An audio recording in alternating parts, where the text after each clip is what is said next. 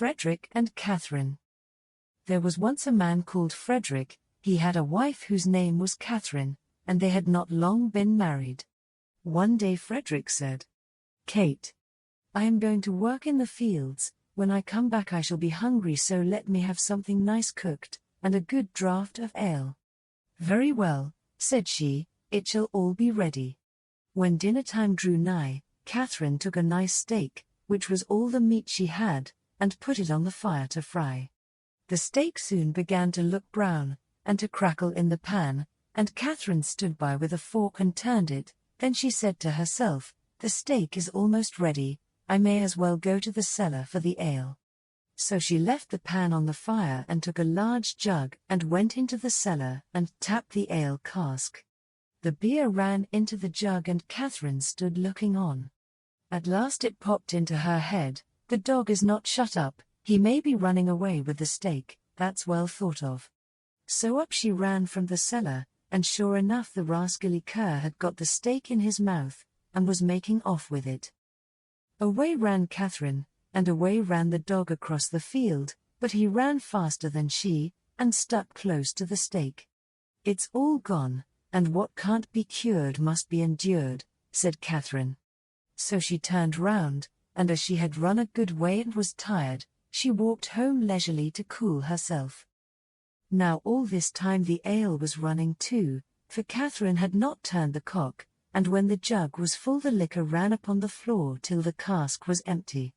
When she got to the cellar stairs she saw what had happened.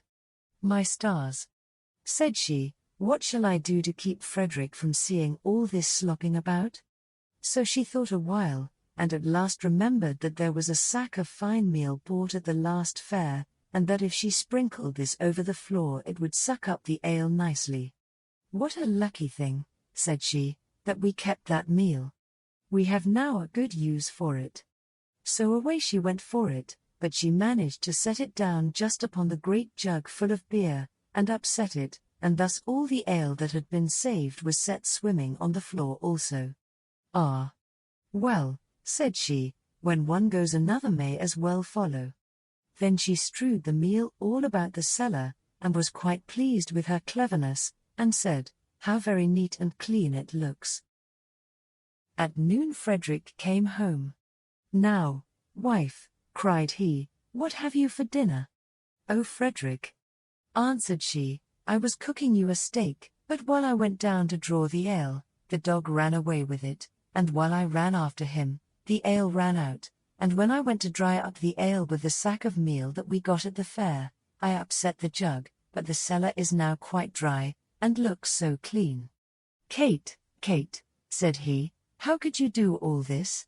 Why did you leave the steak to fry, and the ale to run, and then spoil all the meal?"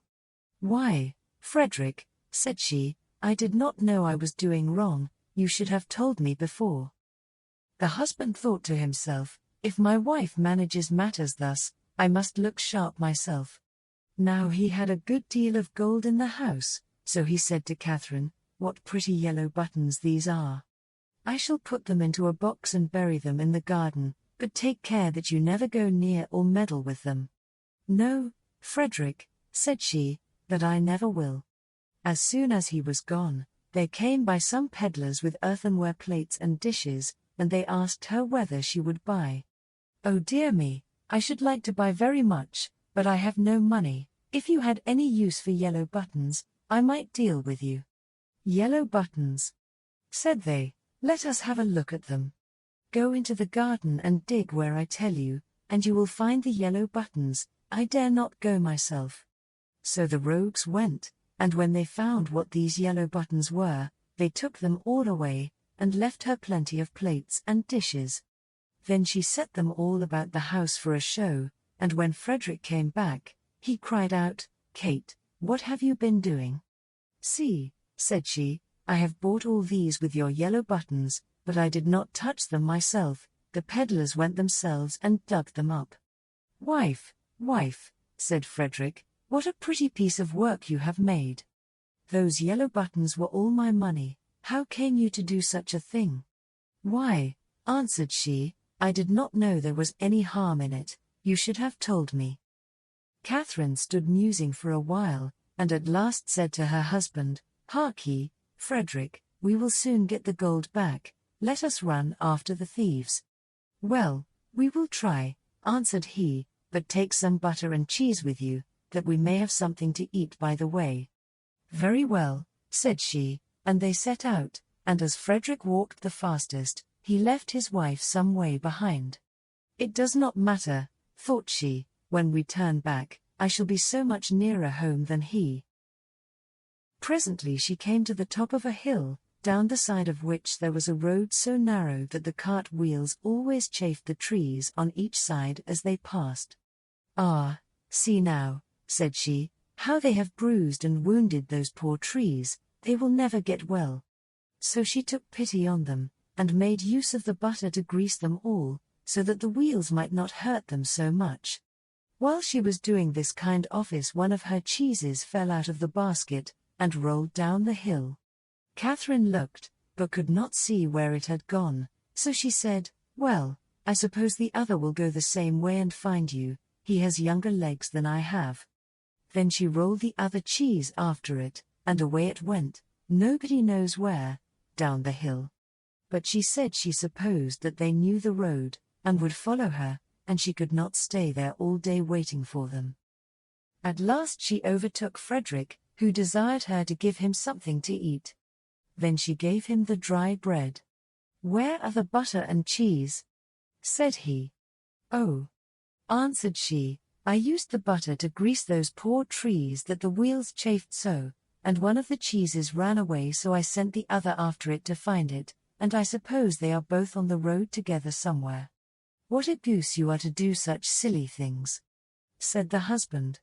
"How can you say so?" said she, "I am sure you never told me not."